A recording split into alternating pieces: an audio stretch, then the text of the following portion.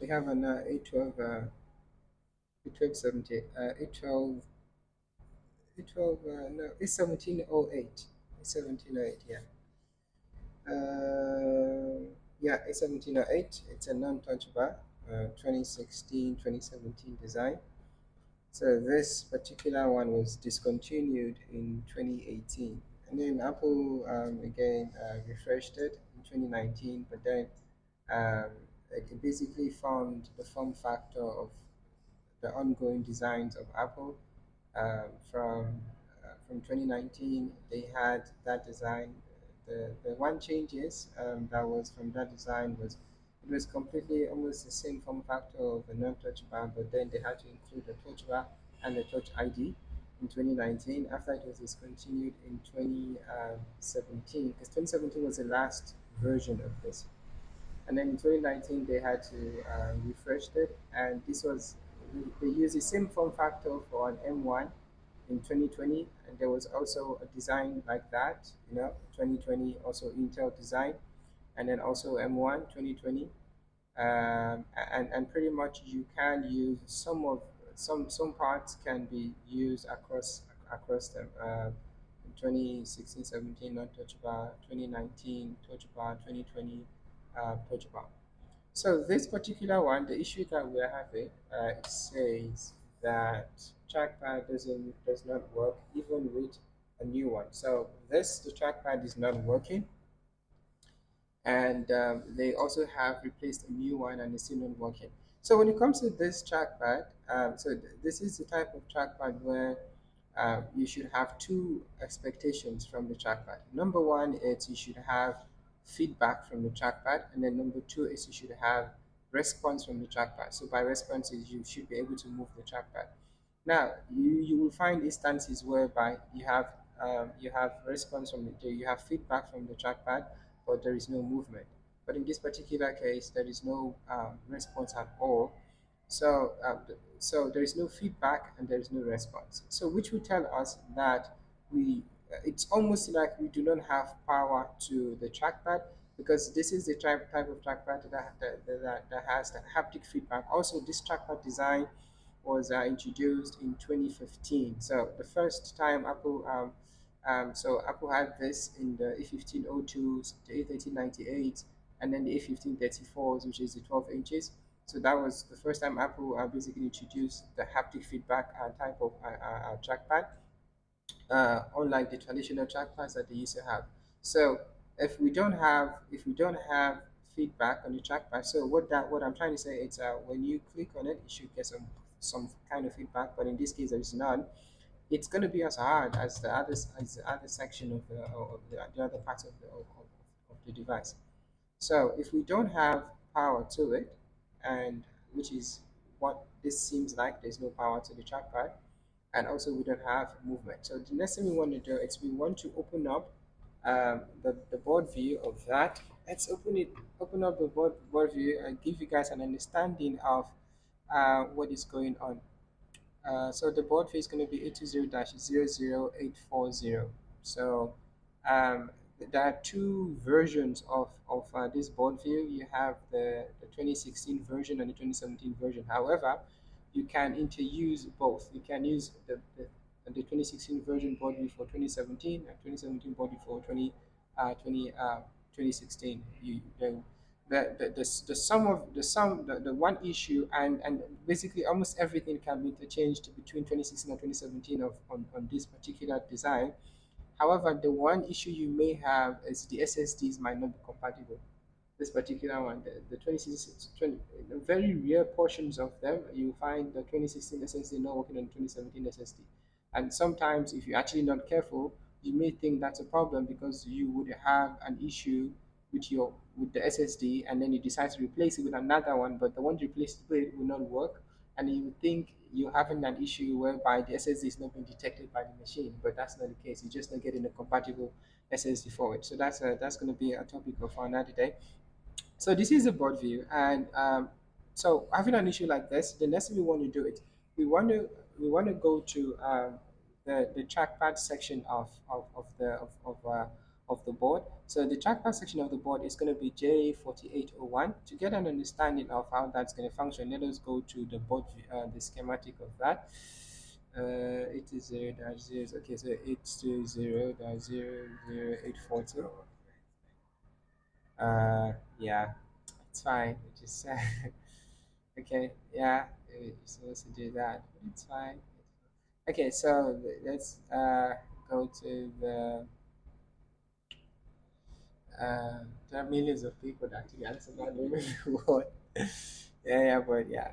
So this is the schematic. So we want to get an understanding of how that should work. So it's J4801. Let us type on our schematic J4801. Okay. So here it says trackpad connected. Can you see that? Do I need to move this a little bit here? That's fine. Okay, so now this is the section of the schematic that says, so here it says critical, and then it says um, trackpad connector. So this is a trackpad connector. This is where we will be busy. This is where we will center our focus on. And then another thing I would also like to mention is with this particular design, what Apple has also done is the keyboard communication also goes through the trackpad.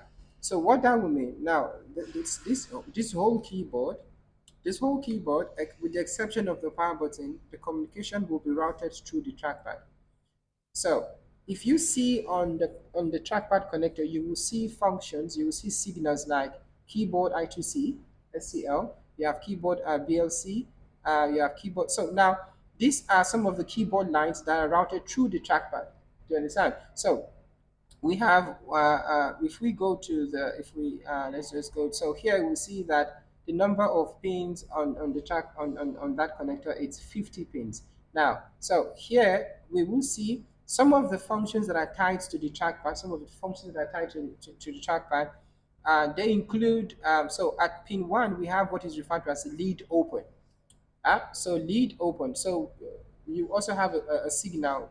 You have the lead open signal, but in this case, that is a signal that is going into the connector. Yeah, the lead open signal will be going into the connector. Now, a very one way this will that one way this will you get this in view time. This will come in handy, or what to expect on a signal like this one is lead open. Let's say, for example, that my machine, let's say I do this. Let's say I put my machine to sleep. Yeah. So if I click on it, yeah, so that is a simulation of lead open. Do you understand? If I click on it. So what I have just done is I have simulated the action of telling my machine that the lead is open. And the way I'm able to do that is to interact with the trackpad. Do you understand? So that is one of, so here we have one signal that says what? Lead open. And then when I do that, there is something that we see here. TPAD, which is trackpad underscore essence underscore wake underscore L. So that, which means my trackpad also so I can wake my machine from my trackpad, so to say. Do you understand? So that is also that. And then you have an actuator, you have the timer, you have the chip, and then you have the underscore L, and then you have the TP SPI int underscore L, and then you have now. So basically, you will have communication data communications like your TP SPI MOSI, TP SPI the trackpad SPI. These are communication lines. So 1, 2, 3, 4 SPI EN. So whenever I see N, that is an enable signal. TP SPI clock signal. Now that is that's 5. So from this to this point, these are what is it called? These are signals. Now this is a voltage rail. This is a power rail. Yeah. So we will be expecting 5 volt here. We'll be expecting 3 volt here. We'll be expecting 3 volt here, and then we'll be now this is going to be a data line, just like these are data line, data or signal. So TP VIB underscore L. And then we have the actuator. The actuator is all going to be on your ground pad. And then you see this. So 43, 45, 47, 49. And so that is going to be the highest voltage line for this trackpad, because that's going to be your PP bus voltage line. Let's see that. So that is going to come from your PP bus voltage. So it says PP bus underscore S4 underscore TP trackpad. So that is, so there will be a fuse between between your PP bus and basically your trackpad. Now, so in another video, we'll have to go over why there has to be such a high voltage that goes to. But one of the things that we need to understand is, so the trackpad itself, it has a haptic, it has a taptic engine. Okay. Okay, so we'll go over that maybe some other time. But so we will be expecting PP bus voltage on 44, 46, 48, and 50, and also because this, so 44, 40, 43, 44, 45, 46, 47, 48, 49, 50, they are all one. You see, they are tied together, correct? Yeah. So we should expect the same voltage there, and then here, and then we see most of all of this are keyboard communication, and then we have the I2C for we have I2C trackpad, and then I2C. So basically, those are data lines, and then we have the keyboard in. Also, we have the keyboard I2C data line. Also, we have in, and then we have the bi-directional communication line as well, which is, it says bi-directional communication line. Um, so basically that is that. So what we want to do now is, let's go and check out what is happening now. We want to see what we have on our fuse. We want to see what we have on L. This is going to be an inductor. We want to see what we have on L for the 800. And yeah, first thing first we want to do is we want to see, because so first thing we want to do is we want to see if we have power to our connector, because the power to our connector. But then another thing we want to now see is, now, one way to detect if the trackpad itself is detected by the machine, it's by confirming if our trackpad is working. Because if the trackpad is not working, if the keyboard is not working, it means the machine does not detect the presence of the trackpad. You understand? So let's see if our keyboard is working. See that. Okay, so our keyboard is not working. Our keyboard is not working. However, the mesh. Okay, so let's not get it too deep, so we may get lost in. Okay, fine, so we can see that the keyboard is also what is also not working. But one thing we will see, the power button, which is not part of the power button, is part of the assembly, but then it's not part of the keyboard. So but this is definitely going to work, but that will be if the keyboard itself is connected. So let's just press and hold that and see what happens. Okay, so you say it goes off, so that means the keyboard is connected. The keyboard may not work, but the power button is definitely working. So what we will now have to do now is we'll open up this machine and then check out these voltages that are connected to the trackpad connector, and then find out what is happening and why we do not have communication from our trackpad. So let's quickly. Okay, now that that is done, so the next thing we just want to do, let's see. Okay. So and then another thing is what they said here, because usually you one of the troubleshooting steps you can take on this particular type of issue is to replace the trackpad. But they say that the trackpad has been replaced with a new one, and they still have the same issue. So now before we continue, before we obviously double check on that, which is to basically put in another trackpad or put the board in a different shell. Let us see if the required voltage that are supposed to, that basically will allow communication or will allow our trackpad to function. Let us see if those are in place. Yeah. And also, as we can see on our trackpad, Yeah. we also have like enable signals Okay. coming from the keyboard. Which one is that? Well, like those are. No, the enable so keyboard. So the keyboard, in terms of the way this is going to function in terms of the design. So the trackpad will be an enabler for the keyboard, not the other way around.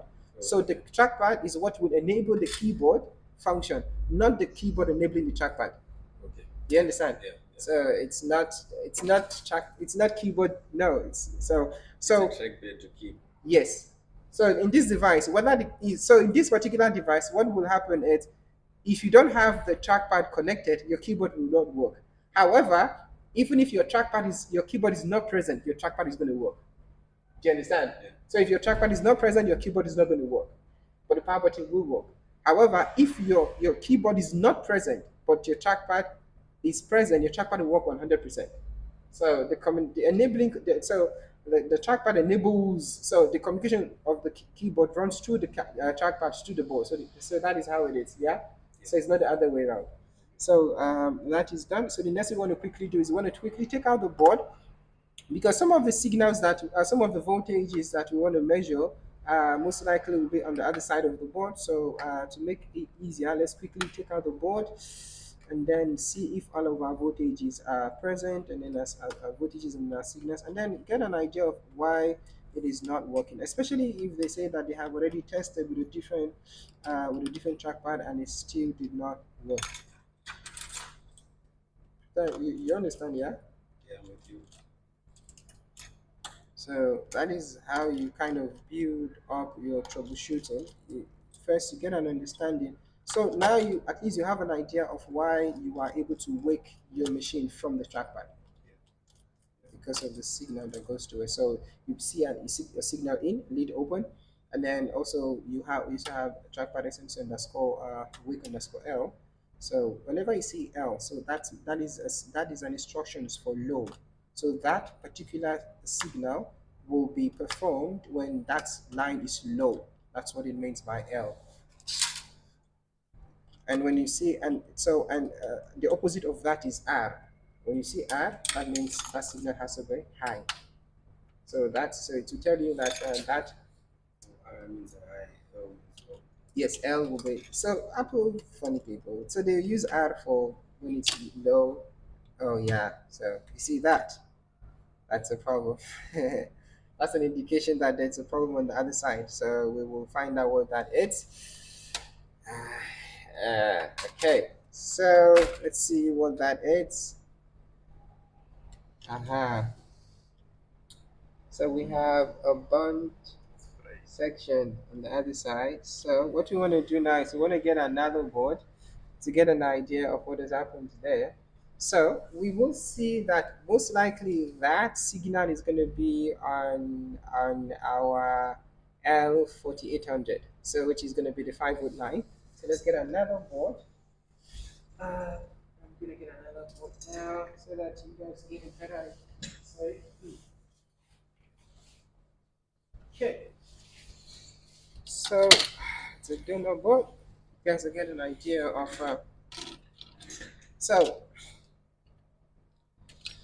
um what is bond? It's let's see. So there. Okay. Hmm.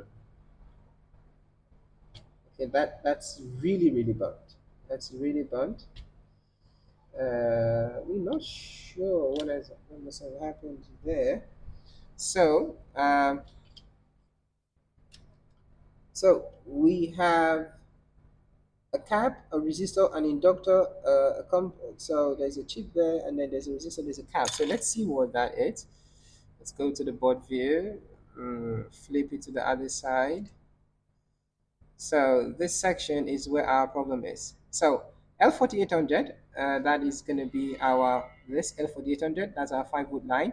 So, and then let's see what it's U4830, let's see what that does, U4830. U40. So this is our U4830. So it's U4830 is basically, so U4830 takes in, so this is a logic gate. So it's a 3 volt. It takes a 3 volt line, a data line, and then pin one of it, it's a data line. Pin two of it, it's a voltage line, and then pin six of it is also going to be a voltage line, which is going to be a 3.3 volt S4. And then the out. So what it does is it outputs trackpad underscore SPI CS connector L. So what could have fried it? Okay. Uh, okay. So what we want to do is first thing first. Let us see. First thing first. Let's see if we have the trackpad function first. Let's start from there. Let's see if we have the 5 volt first, because we may have to make do without, because I see that it's really burnt, And then, by the way, we don't have to worry about not connecting our charger. No, it's fine. That's fine. It's already burnt. We don't expect any form of further reaction from that. Okay, so let's see if we have 5 volt on. So let's click on, move this a little closer so you guys get a better view of it. Okay, so let's see if we have our 5. So input of 5 volt. Obviously, that will be present. That is the input of 5 volt to the inductor.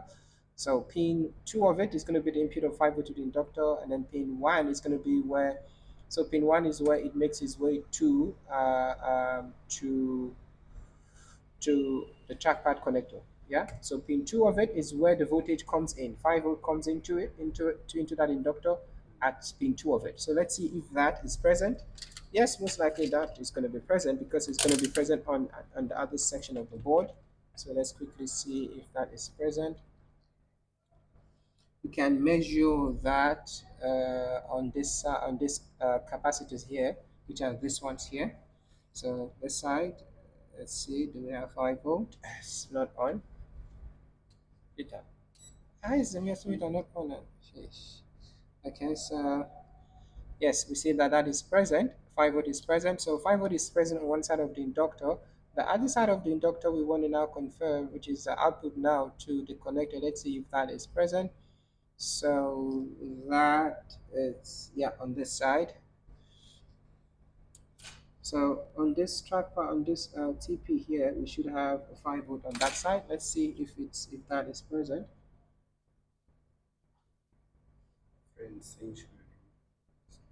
So we see that is 0 volt. That is not present.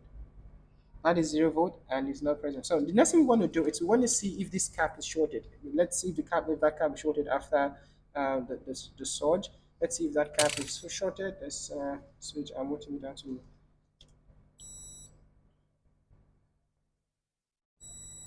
Okay, that cap is shorted. There's definitely a short on that side on the other on that side of so on that side of the 5 volt. And the good thing is that that short is not able to carry over to the other side. This is an inductor and it's going to work more like a fuse. So because this inductor itself is damaged, that is why the 5 volt short is not on the other side. You understand? So if this wasn't damaged, the 5 volt this short was also going to be on the other side. Good thing is this was damaged, and that's why the short is only there. So what we just can't do is let us see what is this. And let's see. So there's a resistor beside it. Okay, now let us give it a bit of a clean to have an idea of what we have.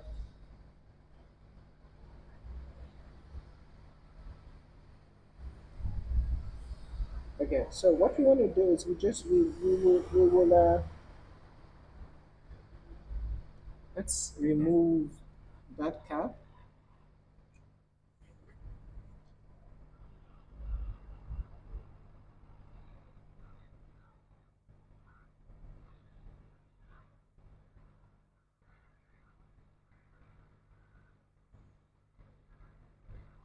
Okay, the cap is out. Let's check to see if we still have a short on that line.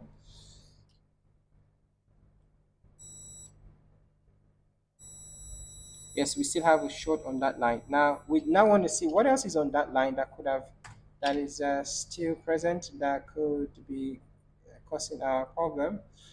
The next thing on that line is the J4801 itself, which is the connector itself.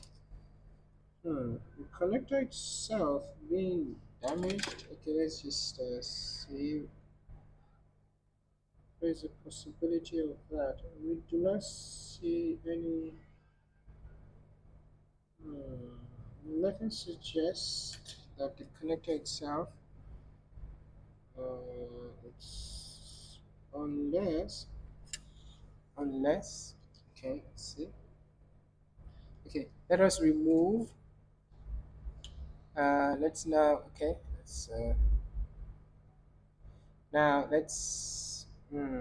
see. Let's say with U4830 removed. Let's remove U4830. U4830 is not actually connected to the. Okay, let's see something now. See, because the inductor. Hmm, hmm. Does it look good? Okay,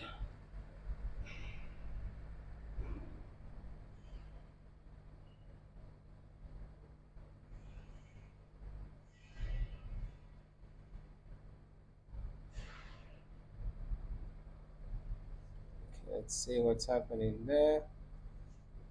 Let's check it again to see if we have a shoot still.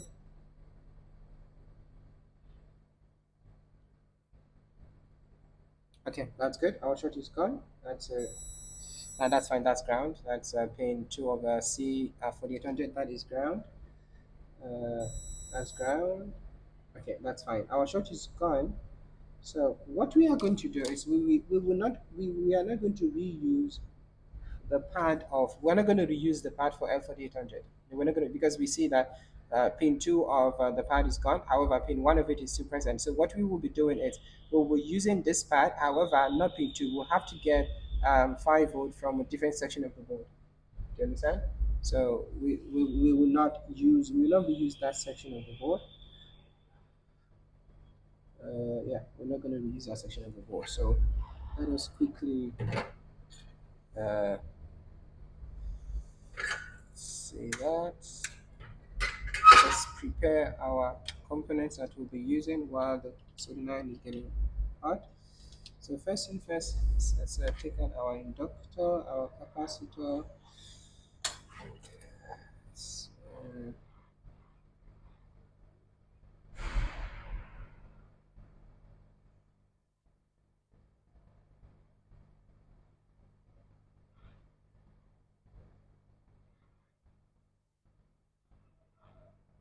okay, inductor is out, then cap, a little bit.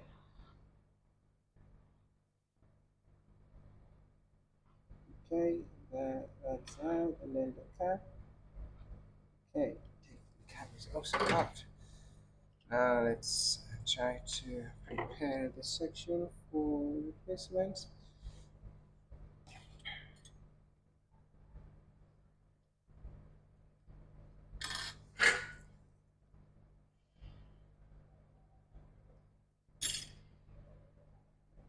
I say I want to change the tip of this line, and I'm still yet to do that. Okay, where it's that. Trying to be quick here.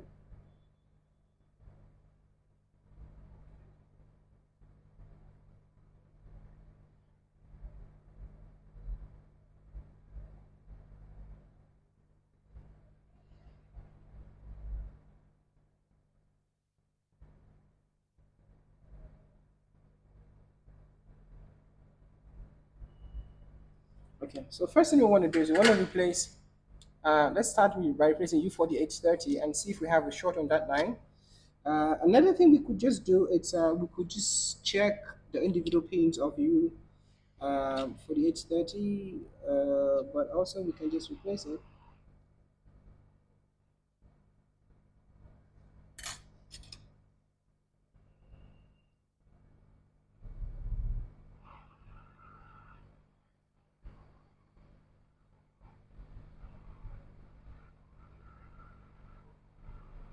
Okay, so You were saying about L4800, you're not going to replace it. no, I'm not going to use that pad. So that because that pad is gone, I will have to take 5 wood from a different section of the board, not using this pad.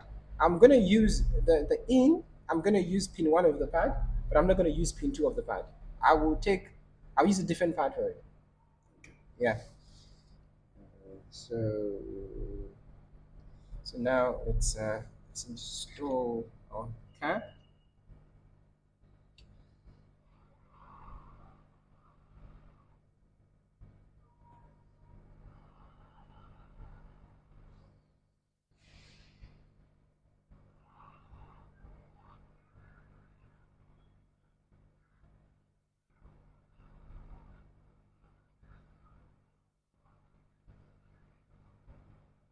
Okay, the cap is installed. Then the next thing we want to do is we will install only one pad.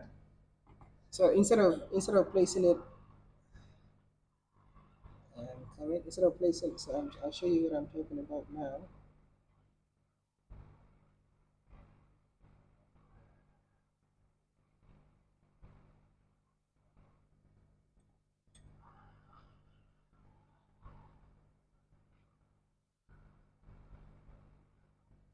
Okay, so instead of me placing the inductor here, pin 2 and pin 1, I'm just going to place it here.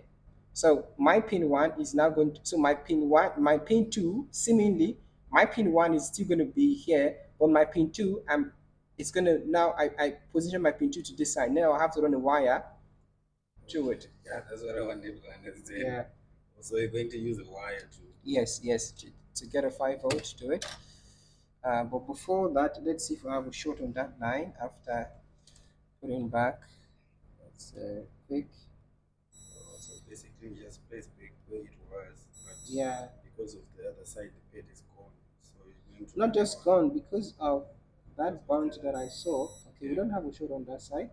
Okay, so the next thing we want to do is let us quickly, let's take 5 volt and let's take 5 volt to it. The quickest place we can get a 5 volt to it, it's yeah, this. So we have to get 5 volt from here and bring it all the way to this side.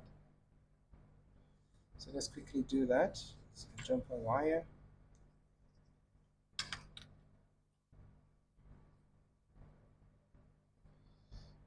Let's quickly do that. Do this.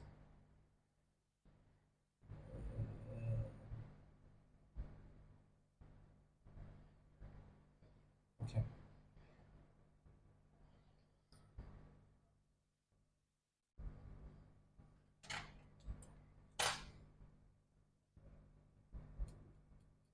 You understand what we're doing here? Yeah.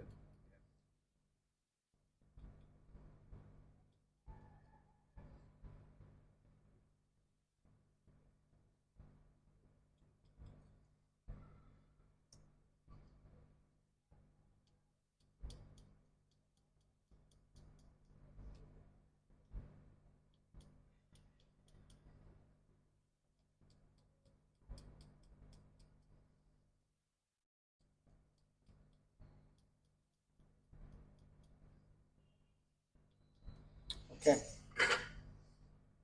Now it's okay.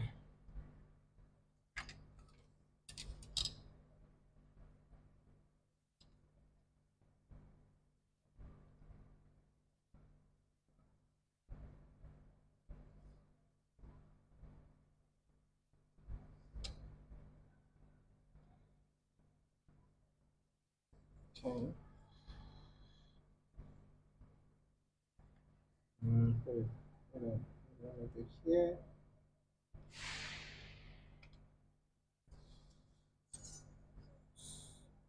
5 volt from there.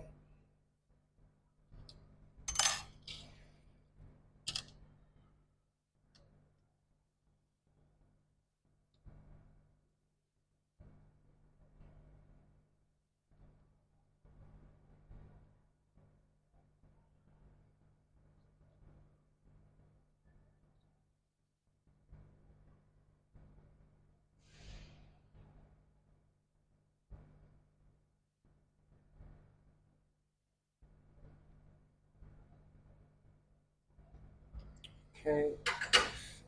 Then just channel that like this.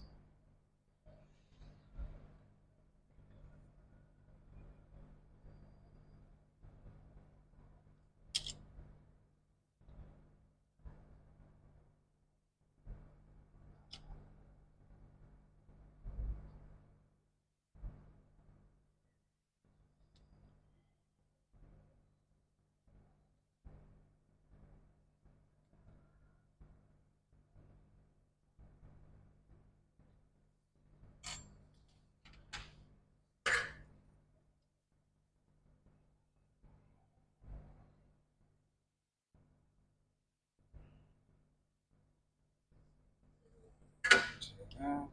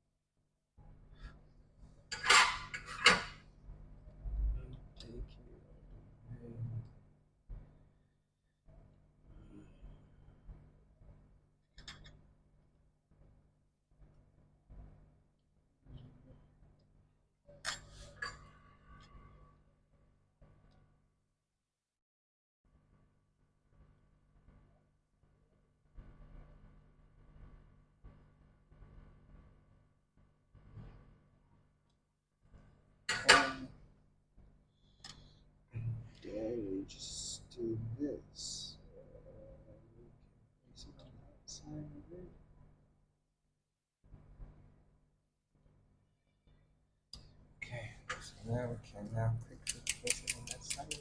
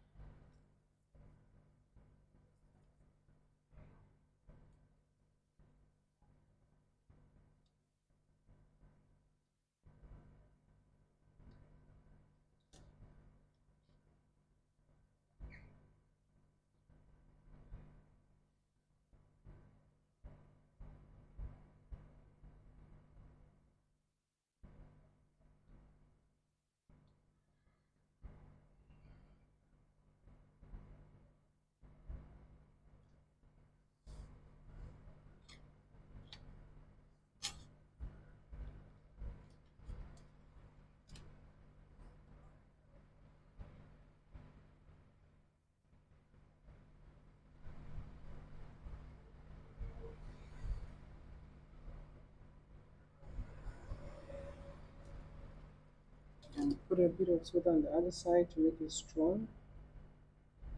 So since only one part is holding it, so we make it stronger on the side of so to hold firm on the side of the cap. So we join it with the cap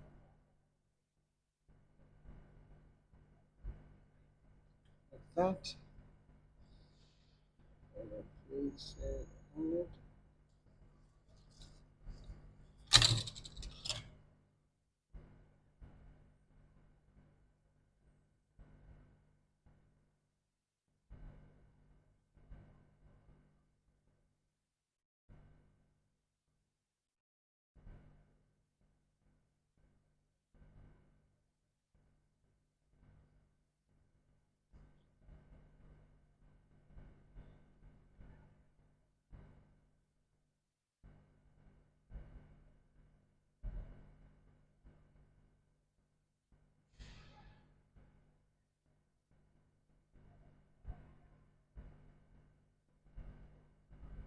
Okay.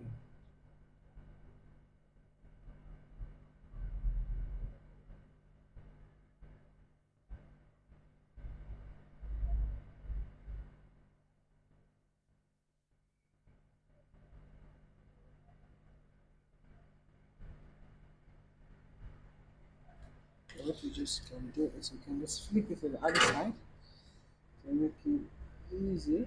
Let's do this.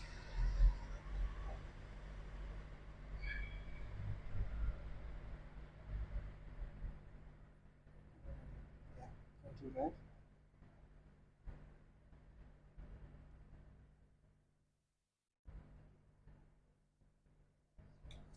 Okay.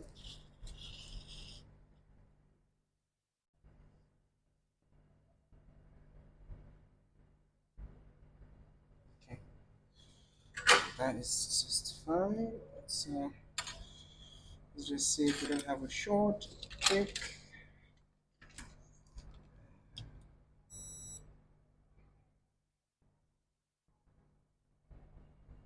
Okay, we don't have a short. Now let's connect our charger. Let's hope we don't get any smoke in that section of the board. Smoke, no smoke. Okay, now let's see if we have 5 volt. That's output.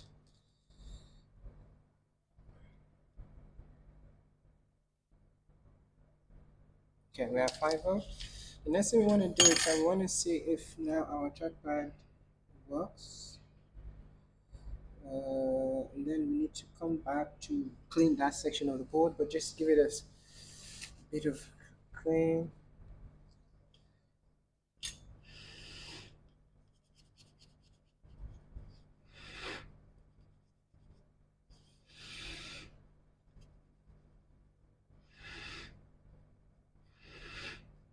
So we are what we want to do, what we want to confirm at least is see if we have haptic feedback on the trackpad first. So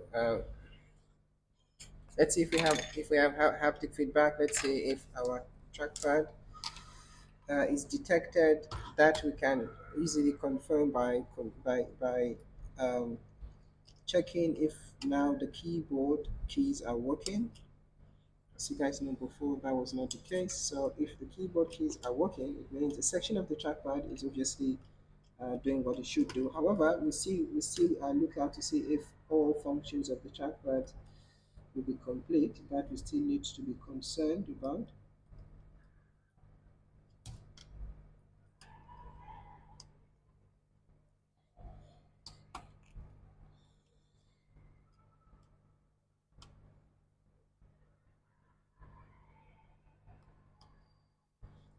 Okay, for the battery screw, that's this is not compulsory. I can just work with the charger. This is not the type of machine where you must have the battery. Yeah, to get it tested. I can't test it even without that being connected. Okay, let's see what we have.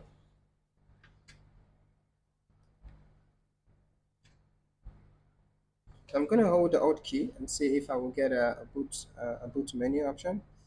So let's see. Okay, I get haptic feedback now. I'm holding the Alt key to see if we'll get the boot option. Okay, that's a good thing. We're getting the boot option. Let's now see if the trackpad is gonna move. That's a good thing. Let's click on that. As you guys know, before the trackpad wasn't moving, and then as you can see now the trackpad is moving. And then we have haptic feedback, which is also cool. And the trackpad, the keyboard is also functioning now. Okay, yeah, that as you guys can see, that is also the caps lock is on. The keyboard wasn't working, and now that is the case. Okay, try to not. I didn't do that before. So we're looking as a guess. As you guys can see, the trackpad is working, and our keyboard is also working. Like I said, the keyboard gets activated through the trackpad. So I'm just gonna do this. Okay, yeah. So yeah, you guys can see now all of our keyboard is working, which was not the case, and now that is working. And so that's basically it. Trackpad is also fine. This is a completed repair, and yeah, thank you guys for your time, and then I'll see you guys. So this is basically going to go through the finalization process. It gets assembled, gets tested, and then this can go to the client. Thank you guys. I'll see you in the next video.